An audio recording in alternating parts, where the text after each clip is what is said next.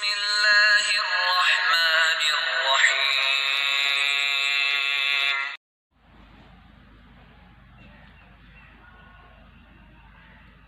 میاں بیوی کی 3 طلاقیں پوری ہو گئی.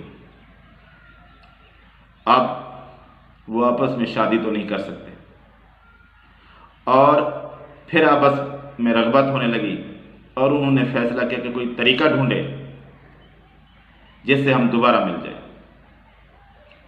اور پھر وہ ایک کرائے کا سانڈ ڈھونڈتے ہیں.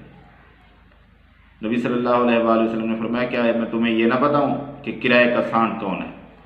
فرمایا بتائیے. آپ نے فرمایا وہ شخص جو کسی کے لیے حلالہ کرتا ہے.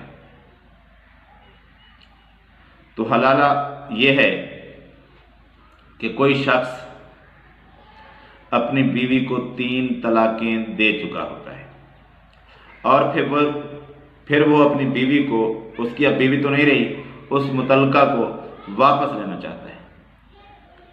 اور اس کا طریقہ یہی ڈھونڈتے ہیں کہ کسی شخص سے عارضی 1 دن کے لیے 2 دن کے لیے نکاح پڑھا دیا جائے، اس کی شادی کر دی جائے، اور اس کے بعد اگلے دن وہ طلاق دے دے، اور پھر دونوں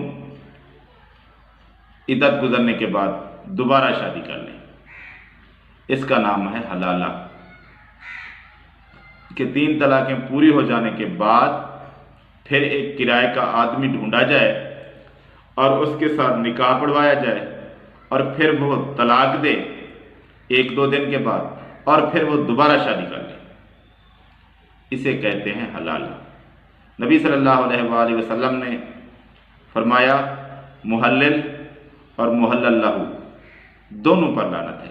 یعنی حلالہ کرنے والا اور جس کے لیے حلالہ کیا جائے، دونوں پر اللہ کی لعنت ہے. نبی صلی اللہ علیہ وآلہ وسلم نے یہی فرمایا ہے کہ اس پر لعنت ہے، اور لوگ یہ کام کرتے رہتے ہیں. نبی صلی اللہ علیہ وآلہ وسلم کے پاس ایک عورت آئی،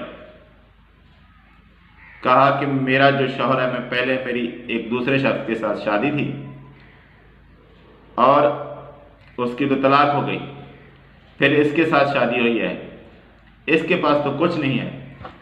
نبی صلی اللہ علیہ وآلہ وسلم نے فرمایا کہ تم پرانے میاں کے پاس، پرانے شوہر کے پاس جانا چاہتی ہو، لیکن یہ نہیں ہو سکتا جب تک کہ تم اس کا مزہ نہ چکھ لو اور وہ تمہارا مزہ نہ چکھ لے. اس وقت تک یہ نہیں ہو سکتا. یعنی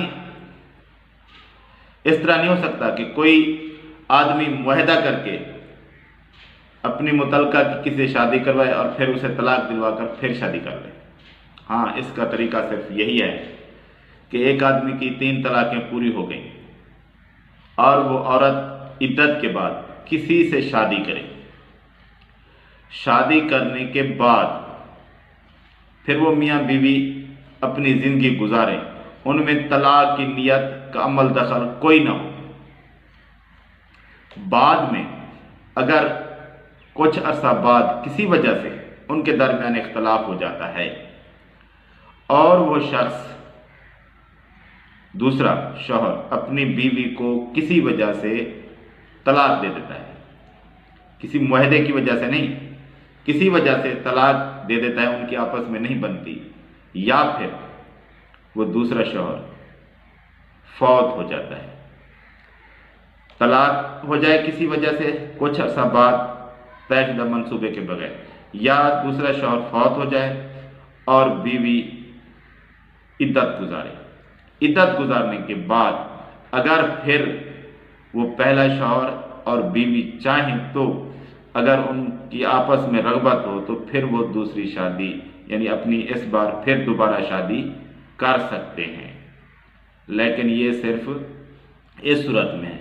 لیکن کسی معاہدے کے ساتھ کسی دوسرے شخص سے شادی کروانا، پھر اس کو معاہدے کے مطابق طلاق دلوانا، پھر اس سے شادی کرنا، صحابہ کہتے ہیں کہ نبی صلی اللہ علیہ وآلہ وسلم کے دور میں ہم اسے زنا سمجھتے تھے کہ یہ زنا ہے.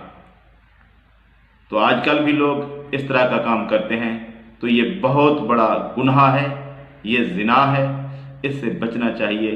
اس لیے بہتر یہی ہے کہ کوئی شخص ایسے بغیر سوچے سمجھے اپنی بیوی کو طلاق نہ دیا کرے، بلکہ جس طرح اللہ تبارک و تعالیٰ نے اور نبی صلی اللہ علیہ وآلہ وسلم نے مجبوری کی صورت میں طلاق کا پروسیس جو طریقہ کار بتایا ہے کہ اس طرح کوئی پہلے صلح کروانے والے کو بلایا جائے، وہ صلح نہ کروا سکیں تو پھر ایک طلاق دی جائے، کچھ عرصہ گزر جائے، عدت کے اندر واپس لے سکتا ہے۔